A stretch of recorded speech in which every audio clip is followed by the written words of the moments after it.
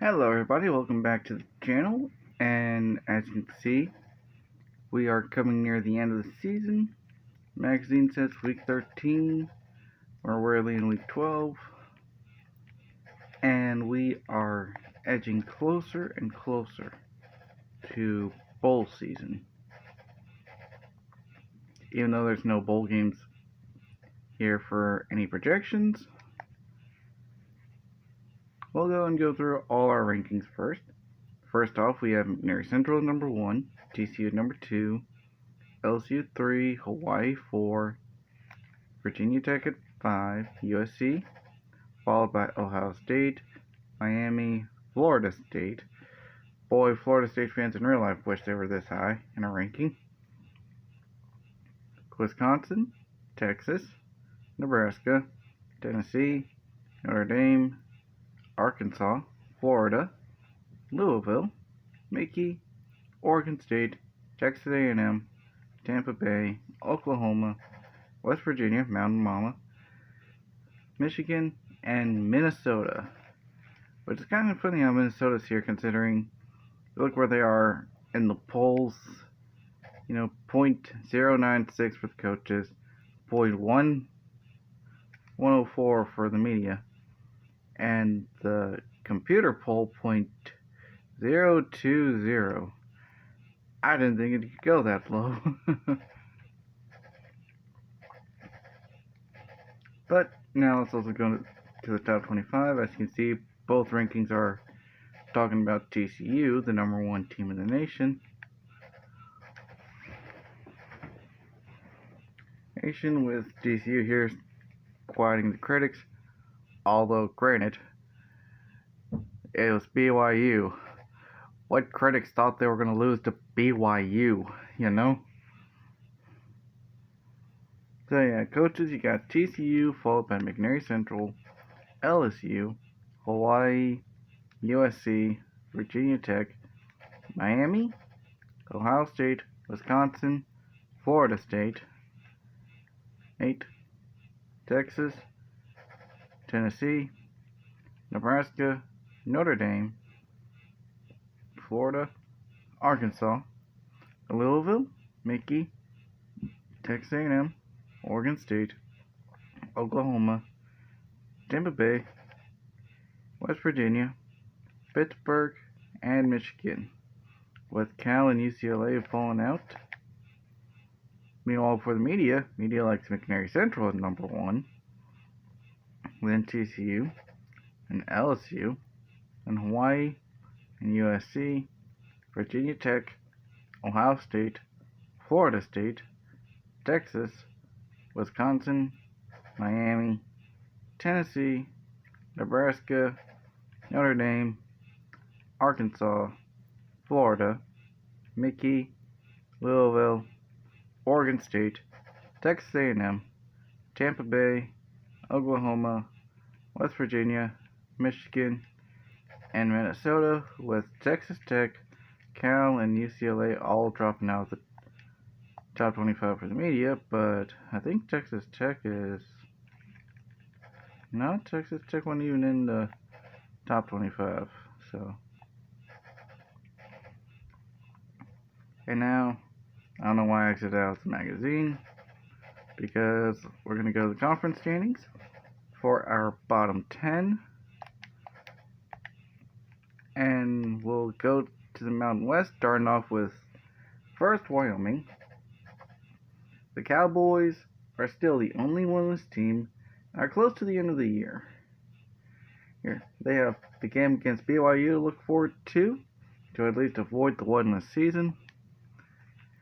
And then we have BYU just afterwards. And the Cougars do have a win, unlike upcoming opponent Wyoming, but the win was against an FCS team, and thus doesn't prove that they are true winners. At 1-9, they hope to avoid losing to arguably the worst team in the nation, as Steve Young took over this team, his alma mater, starting the season ranked 43rd in the nation, and have completely bottomed out. So yeah, that's going to be an interesting matchup between these two. Yeah, and the next team we have is in the Pac-10, and good old Stanford. The Cardinals have been absolutely terrible this year, as Andrew Luck has been doing a bad job right now as a head coach, but I think he's got like some sort of administrative role for the team in real life. Someone correct me in the comments on that. But I do believe that he can be able to turn the team around next season. It's hard to win when you're dealing with, you got UCLA, you got Cal, Arizona State, Oregon, USC, Yeah, all these other good teams here competing for a division, or competing for the title. And then we go all the way over to the MAC in Buffalo. And the Bulls scored only 3 points in their loss to Miami of Ohio. And with how Carl Henry has been playing, I do hope that they have recruited a more decent quarterback to lead the team going into next season. As the MAC looks like it's going to be a dogfight at the top, and they want to be a part of that fight next year. Although, I will say this, Carl Henry did not throw a pick because it's still at 10 touchdowns, 24 interceptions. So, hey, at least he's got that going for them. And you look at the conference record here. You got 4-1, 4-1, 4-2, 4-2, 4-2, 4-2, 4-2, 3-3, 3-4. Like, yeah, this is just like an absolute dogfight for the MAC. And, you got teams all up in there. So, the next team we have is Baylor. And for them, with one game left in the season, the Bears are just looking to get through Oklahoma State, whether upset win or another loss, and just end the suffering they've been through this season. No 1,000-yard rusher, and allowing nearly 400 points this season, there will be a lot of questions in Waco that need to be answered if they want to have some success next year and be the team of the Big 12 South. Because it probably sucks seeing, Texas Tech, Texas A&M, Texas, all these schools doing well. Plus, you got Oklahoma to deal with as well.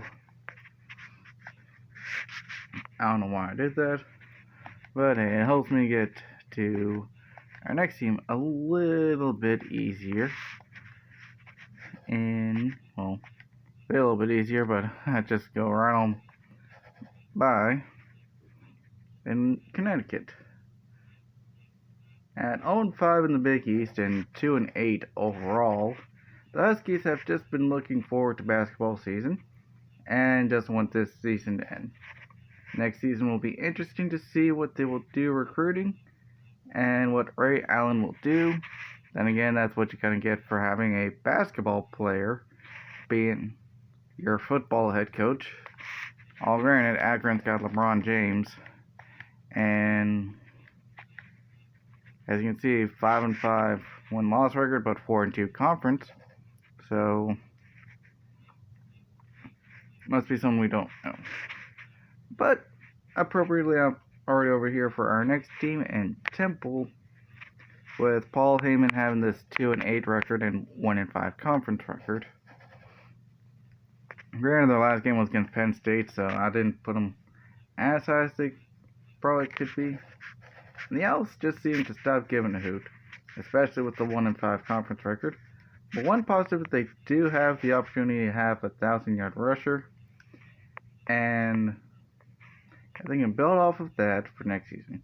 Then Temple can cut down on the interceptions and turnovers, and possibly be in contention for the MAC next year. Because, again, look at this. Like, you get some games going the right way for you, you're going to easily be winning the division. But now the next team is in one of the bigger conferences, in NC State. Wolfpack, who are a 4-star program, have highly disappointed their fan base this season, all because right now Ty Gibbs isn't nearly as good at coaching as his grandfather was. But maybe give him some time, and he will be a bowl winner in a few seasons. And our last team comes from the Big Ten, and it's not Indiana. All granted, Indiana I kind of didn't expect to be doing good this season anyways.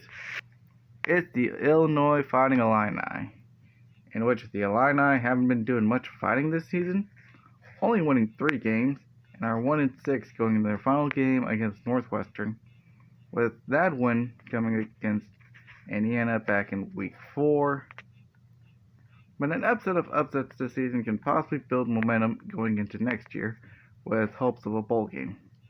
No chance right now for a championship with Ohio State, Michigan, Wisconsin. I mean, you see the top of this: Minnesota, Northwestern, Ohio State, Wisconsin, Michigan. Somehow Purdue is up here, Penn State's up here. I was still competitive, like when you got almost the entirety of the conference being competitive. I mean, Michigan State's just had things not go their way this season. And Indiana, I don't think Indiana was good at football this season, this time period. Oh, crazy how they're a top 5 team nowadays. Funny how time changes. Which, depending on how long this disc will last, if it lasts a decade, maybe changing the guard in 2027. And with us coming to the end of the season, I decided to do something different for the key games. Considering a lot of them have been coming from the same conference a lot of the time, I decided to give each conference a key game. Starting with the game of the week, number 7 Miami against number 6 Virginia Tech. These two teams head into Lane Stadium with a spot in the conference championship game against Mickey on the line. As Miami, who just had that hard-fought victory at home against Virginia, now has to travel to the Commonwealth State to face off a Hokie squad who are on a 4-game win streak with a run game in the top 10 in the nation, looking to attack a team who has given up less than 100 yards per game, and one of the toughest environments in all of college football.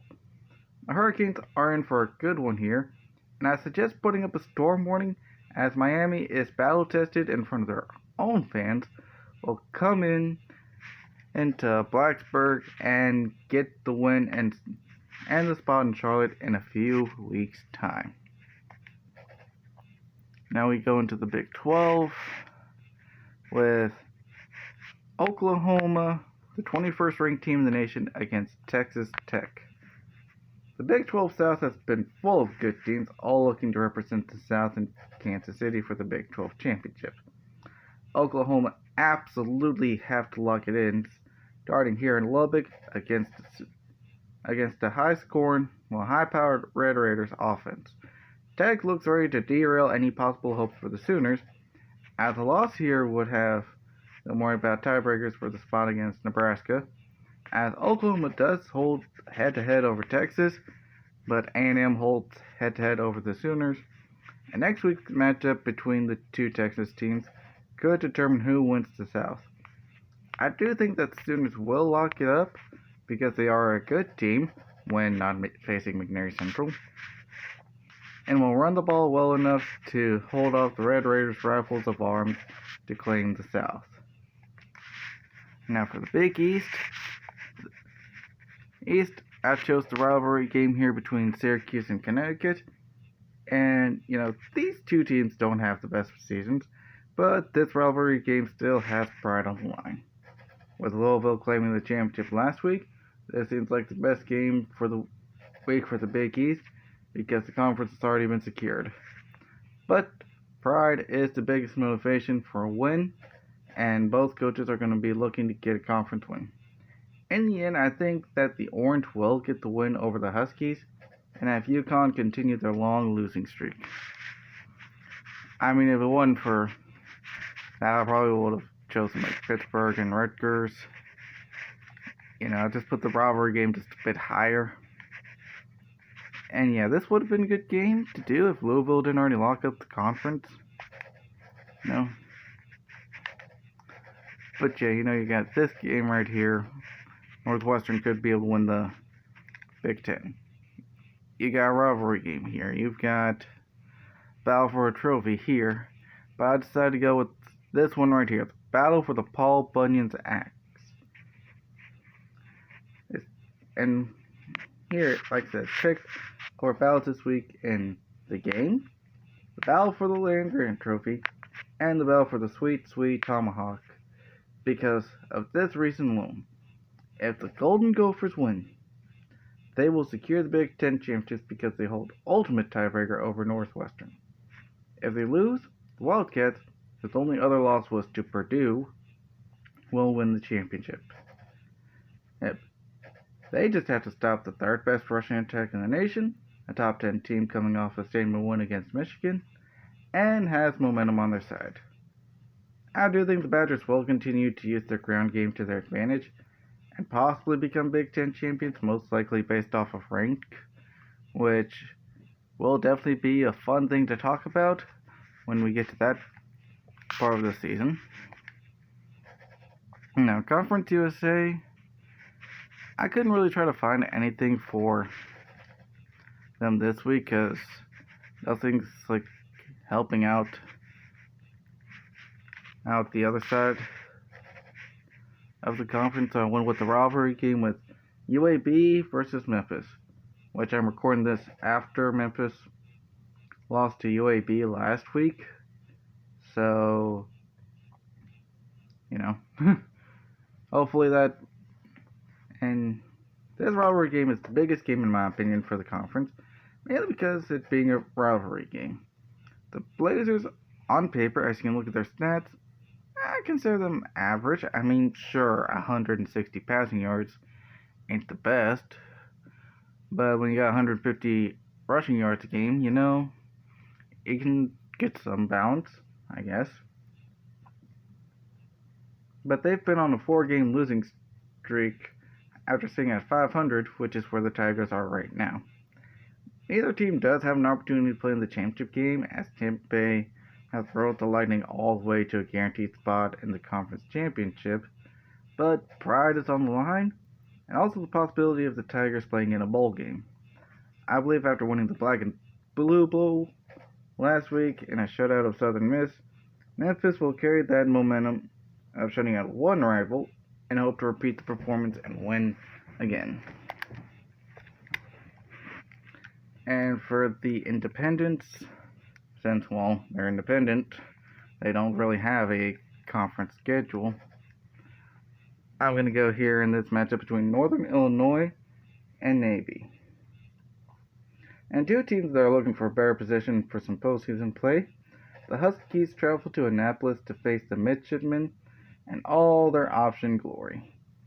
Going up against the 5th best rushing team in the nation will be an imposing task for Northern Illinois, but they do have a rushing defense that is in the top 50 in the nation. Just barely at 41st, but it's something, I do believe Navy will control the clock with the run game and seal a win before they face off against Army to determine who gets the Commander-in-Chief's trophy. Which, honestly, when it comes to all military branches, that's all they really care about, the Commander-in-Chief's trophy. Now we go into the MAC, where we have Akron versus Miami University, though I call Miami of Ohio because they are in Ohio. Oxford, Ohio, though why are they called Miami of Ohio? I'm not going to try to guess on that. But anyways, the Red Hawks have a chance to clinch the east side of the MAC with a win. But with a loss, Bowling Green would claim the spot, as they have beaten both teams here. But the Zips look to create chaos in the MAC, which is what some people want. LeBron James looks to put the Zips into bowl contention with this win, but currently allowing 29 points per game isn't the best strategy. I do believe Miami of Ohio will secure their spot in Detroit for MAC supremacy, and this game does just barely edge out the Toledo and Ball State game for possible determination of the West side, with these last few weeks will be crucial for these teams fighting for a championship spot and possibly a bowl game spot as an at-large team. Meanwhile, now for the Mountain West, and I am going here with the BYU versus Wyoming game. And yes, trust me, I do know number one TCU is going against UNLV to stay undefeated. But with these two teams being a combined 1-19, with BYU having the win against Eastern Washington back in Week 8, this will be a game for the ages. The Cougars looking for their first win against an FBS team, while the Cowboys are wanting their first win in general. Big time pride is the motivation here, as Wyoming does not want to finish winless if that doesn't help out in college. I do think that in the end of this epic game between the top two teams in the bottom 10, the winner will be BYU, with the passing game dominating Wyoming and taking advantage of one of the worst defenses in the nation. Besides, I think TCU will win their game anyways instead of their own game against San Diego State, which is next week. Then no more conference games after that. And now for the Pac-10, honestly, like, these options all weren't the best. You know, because all three of them you have a winning team against a winless team, you know? So I just went with Oregon State versus Washington State just because of it being the only ranked team playing this week. And with USC already claiming the Pac-10 championship, these games are just going to really be for better positioning for bowl games or better chances of getting recruits. The Beavers are traveling to Pullman this week in what might be a trap game against the Cougars, and this Washington State team has to try to look well for recruits that might also consider other schools in the conference. I do think that the Beavers will not fall for the trap and prevail in this one, especially with the 7th best passing offense in the nation, you know. But yeah, you know, like, these next couple of weeks, like, you get some good matchups in the next couple of weeks. It's just I just having to start doing this on, like, the worst possible week for the Pac-10. And for the SEC, I tried my best not to put my game as the game of the week for the SEC. And honestly, if Mississippi State was ranked, I probably would have put this game on here. You know? But also on paper, it kind of just looks like Arkansas is going to just steamroll them anyways. Yeah, if LSU and Ole Miss, this good old rivalry game, but, you know, Ole Miss just been up and down all year long, you know? So I had to go with my game against Tennessee. And the Bobcats are marching into Neyland Stadium against the Vols with the top 15 matchup in the SEC. And the only reason why this game is big is if Bobcats can remain undefeated, which they will, trust me, as with their conference record, will represent the East for the SEC. Another drumming the Bobcats to pass out to ensure that no Rocky Top will be played at all this game. LSU does play Ole Miss this week, but the result of that game will determine more exactly what happens next week for the importance of the games, because, you know, next week we do have the Iron Bowl, we have the Egg Bowl, Battle for the Golden Boot.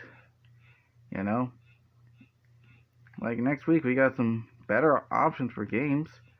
Again, you know, just had to look through all that.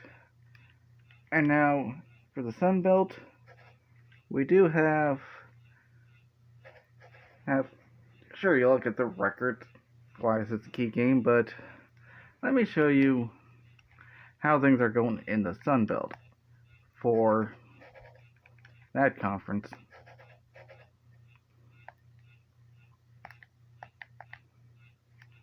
Yeah, 3-2, 3-2, 3-2, 3-3, 3-3, 3-2, well, 2-2.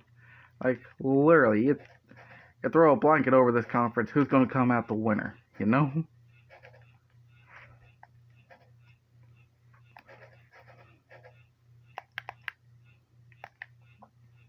So for the Sun Belt, I went with North Texas versus Arkansas State. And these two Sun Belt teams are heading in opposite directions, but both still have a chance to win the Sun Belt Championship, which is insane looking at this conference. North Texas have lost 2 straight to Middle Tennessee in Week 9, and then a 49-14 embarrassment from the Denton faithful against Navy. Meanwhile, the Indians beat FIU 24-3 in Week 10 and FAU 21-14 last week, so momentum is on their side here. But I do feel that the Mean Green will bounce back, though, and be one step closer to represent their conference in a bowl game. As crazy as the conference is, you look at the stats, you're wondering why I'm thinking that, but it's a crazy looking conference, and especially with them having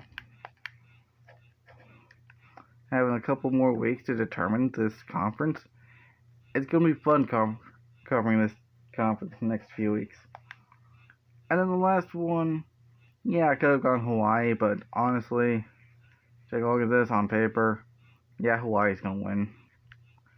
So the only other matchup I chose was Idaho versus Boise State. And the Broncos, I feel like, are the best team to try to dethrone Hawaii, and their undefeated streak. But they need to get past the Vandals at home in Boise.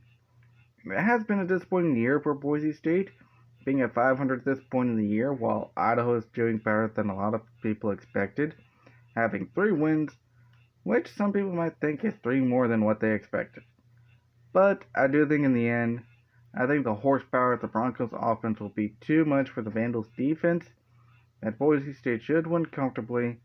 Then they can focus on Hawaii and ending the streak, which that game is next week.